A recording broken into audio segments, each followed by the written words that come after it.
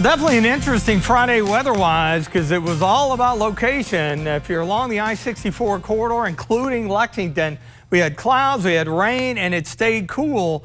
Much different story across southern southeast Kentucky due to some thinning clouds and it being dry much of the afternoon. Now, we're going to dry out across the board into the weekend. It'll be pleasant, pretty typical of late March. A nice warm-up on the way Monday. Afternoon highs could actually make a run at the 70-degree mark, and rain and storms should pick up on Tuesday as that next system arrives. Viper radar still showing some light showers just north of Lexington, basically from Sadieville over through Cynthiana and Harrison County up toward really Mount Olivet and Robertson County, and then the western part of Mason County. And the location of those showers have actually kind of back built a little bit. The main area of rain that moved in from southwest and northeast has shifted on into the central and eastern part of Ohio. But look at all this down here in Tennessee.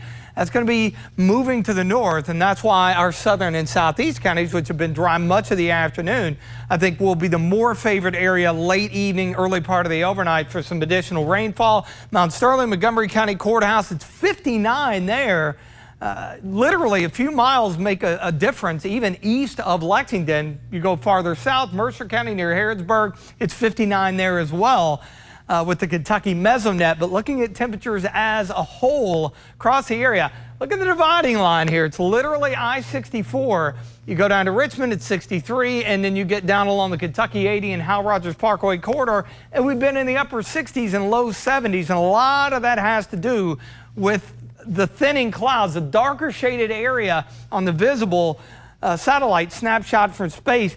That indicates a little more in the way of filtered sunshine, which we had earlier this afternoon, even though I think the clouds are beginning to fill back in. But boy, what a difference down south compared to Lexington northward, and only in the low and mid 40s with a warm front kind of draped across the central part of Indiana and Ohio.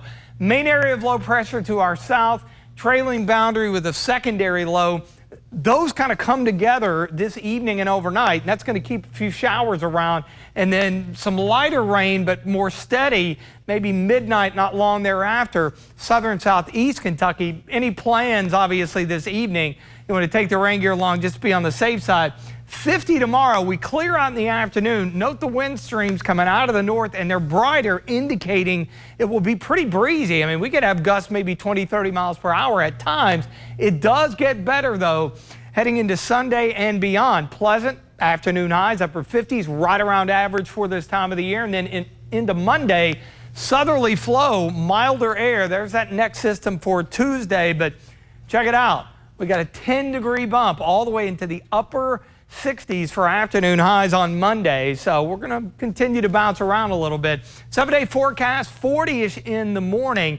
Just an early chance out in far eastern Kentucky. Otherwise, we're going to be dry for the remainder of the weekend and to begin next week. Rain and storm chances ramp up Tuesday. That will knock our temperatures down a bit. And then toward the end of next week, we climb the ladder again, looking pretty good with afternoon highs in the upper 50s and low 60s.